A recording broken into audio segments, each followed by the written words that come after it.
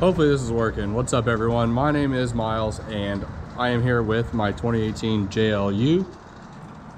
I'm sorry that I'm doing this handheld. Some of my GoPro stuff is missing. It's kind of a hectic mess right now, but I wanted to do this review, not really a review, more like an overview of the transformation my Jeep has taken, maybe point out some things that could use or things that are coming, especially because recently I've noticed that the community has a lot of Rubicons out there compared to sports and a lot of Saharas, but all the questions seem to be like, what will fit, what tire can I run, what lift, what are you doing? And it doesn't answer the general population's questions when we're comparing this fender to that fender from a Rubicon to this and that. Now, I don't know everything, but I'm trying to be helpful and, you know, put some insight, and I'm kind of just walk you through what we're doing and tell you what's upcoming for it, and give a shout out to some of my sponsors. And hopefully this information is helpful to you. So without further ado, let me start with just walking you around the car, or the Jeep. Oh, I'm gonna get shot for saying car. But the inside of my Sport is nothing special as far as any upgrades. It's very basic interior, the basic radio, backup camera, cloth seats, power locks, and windows. So the only thing I didn't really get with the vehicle was no power locks and windows. It came with a premium wheel for that trim package. That was quickly gone. So here we go. So as you can see, we are not bone stock anymore. We are running a 35 by 1250 20 amp terrain attack mud terrain. I know a lot of people have mixed feelings about, you know, off-brand tires or lower brand tires, but I've had these before and I've had really good experience with them for the price that they are. I've ran mud grapplers, I've ran Toyos, and I've had really good experience. So I figured I'd do it again. I am running the 20 by 10 with a -19 offset Cali off-road wheel. As you can see, it's not a very deep lip, but between the concave of the face and the lip, it has a very nice look to it. We are running the body armor front bumper. Now, we haven't got a winch or the lower skid plate in. A few things that we have ordered didn't make it in on the day that we had. I had a very limited install day, time for install because of my schedule. So I do want to lead out with that. Big thank you to my main sponsor, Jeep Shop USA in Jacksonville, Florida. Ben Croft took really great care of me. He spent days and days of texts and phone calls figuring out what wheels, what lift, time, what are we going to do, and that's a big deal to give someone that kind of time and then plan it out, knowing I was going to come in for one day and knock out what we could. So wheel one, if I remember, it's wheel one, recently bought out body armor. This bumper has the Stinger upgrade on it. It is a mid-width. It is rated for a 12,000 pound winch. And honestly, for the budget, I think they're retailing these in the 400 or 500 range. I have to double check that. But I believe they're being released very soon, or they have been released. But overall, it's a nice looking bumper. And this is actually from the JK, but I think for the JL, they are going to be releasing soon. But if you wanted to buy a JK bumper, it will fit, it will line up. When their skid plate comes in, I'll know then if it'll actually fit. But the bumper does line up with the Stinger. Now, some of y'all will notice the grill. The grill is not blue to match the car, and nor is it regular paint. It is a Scorpion lined grill. Now, I know there's a lot of debate out there for Line-X versus Rhino liner versus Scorpion, and those details can be found online. The Scorpion liner just has a good price point. It is durable. It is repaintable. You can dye it. You can get color codes and put a tint in it. And you can do the same with Line-X or whatnot. And we wanted to do it on this Jeep to give an offset, a little more aggressive look. And I don't really like bugs in my paint, so what better way than here we are. Scorpion line grill. We are planning either late fall or early spring to take the color code of this deep ocean blue, add some gold flake, and spray the whole Jeep down. I don't know what we're doing with the fenders yet. There is a lot of debate about buying the ones that are out now, like the Rubicon ones, and bring it up to this body line, or get some tube fenders. There's a few that are out. I'm honestly not a fan of their looks. They're a little too aggressive looking, or they're kind of funky looking, and to each their own. We are running the Mopar 2-inch lift. Now, they say it's 2 inches. I wish I'd have kept the sheet from when we measured, but it's really coming out to almost a 3-inch measurement. I don't remember the exact numbers. There is a lot of debate going on right now as far as the springs bowing. Mopar says it's designed that way, and people are saying it's not good for the life of the spring. Rock Crawler, I want to thank Adam over at Rock Crawler. He's spoken with me for a little while. They make a wedge though that goes underneath, goes where that lower perch is, to straighten that back out. So if you're feeling that's what you want to do, they're 30 bucks a pair. I'm probably going to do it just at least until I see what's going on, if that becomes like a Mopar sticks to that it needs to bow kind of thing or not. One part that did not make it, I'm going to put this on me for a minute. I feel like y'all are just staring at my car or Jeep for just too long on this front end. But the one thing that we didn't get in on the day was the Fox ATS steering stabilizer. It is fully adjustable. It just didn't make it in. It should be in this week. Let's hope. But it's going to be replacing the steering stabilizer down there.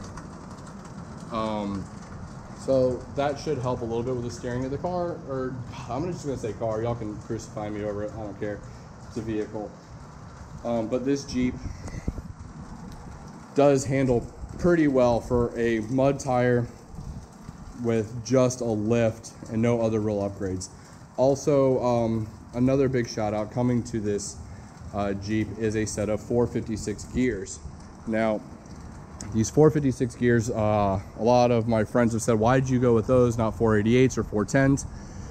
Well, I wanted to go 410s, to be perfectly honest, and the 410s would have been great if I left at 35s, but I do plan to go 37s. And then they come back and say, well, you should have gone 488s, it'll push it better. You're probably right. But for what I'm going to use the vehicle for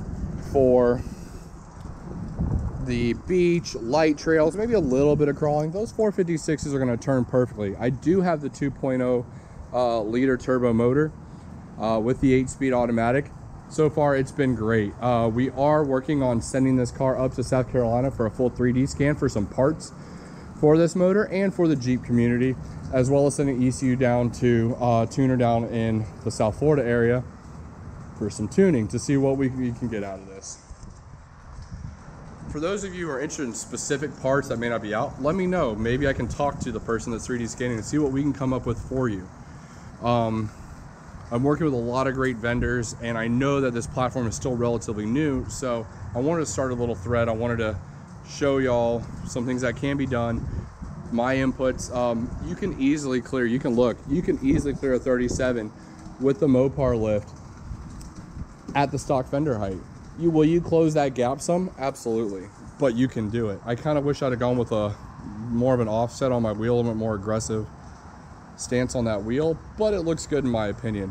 We are waiting on the Weston Sniper 3-tube steps and rock rails. Let's see if I get this open, I'll show you.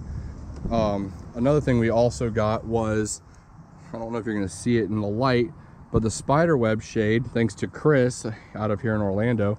They did a great job. They really took care of me coming down there with all the new hardware. As you can see, it's no longer just bungee cord and ball. There's actually a hardware that goes up in here and goes into your windshield. So you actually have to put your windshield forward a little bit, but it really holds it. We drove this thing, we drove it windows down, no slap. It was actually very quiet for what it is. There was, you get a little screen whistle, but nothing that would disturb your driving experience. Another thing that they have are their seatbelt silencers. As you can see here, they go around and they pull the seatbelt back to keep it from slapping around. That was awesome. I drove it day one, top all the way down, and no seatbelt slap. Yes, they are $30. They're going to be on their website soon, but if you want them now, you can just call and put an order in with Chris or Harvey. Harvey is the man. They are great. Another thing we did on this vehicle, by the way, before my ADD kicks in, I forget everything. To accommodate the 35 on the back, we did do the rough country, I don't know if you're going to see it very well, but the rough country plate. I am gonna either get a rear bumper that has a wheel carrier or a reinforced mount, because as you can see, it is not that stable back there. It's pretty wobbly. You can hear it when you're off-road. It drives me nuts. But back to Chris and them real quick. So yeah, if you want something from Spiderweb Shade, holler at them, tell them you saw the video, tell them you like it. This is my third Spiderweb Shade. I am stoked to have another one. It is bright down here in Florida. Not right now because it's raining, but it is all around a great addition to your vehicle. We'll show you close up here with the Fox shocks. They are 2.5 inches if you haven't seen them up close. What else am I missing here? Oh, we did an exhaust. I'm gonna try and get a drive-by real quick for you, but until my trailer hitch comes in, we wanted to go with the old SRT8 Jeep style centerline exhaust. We deleted the muffler and the resonator, and as you would expect, it sounds like a tuner car. It sounds ricey. I kind of love it, but that's like the tuner child in me. I really do enjoy it. So what I'm gonna do, I'm gonna set this down, and I'm gonna do a couple drive-bys real quick so you can watch my big butt get up in here, and we'll go from there. I don't know if you're gonna hear it very well, so what I might do is actually just turn it around and give a few revs, you know, maybe not annoy a neighbor. Let's see.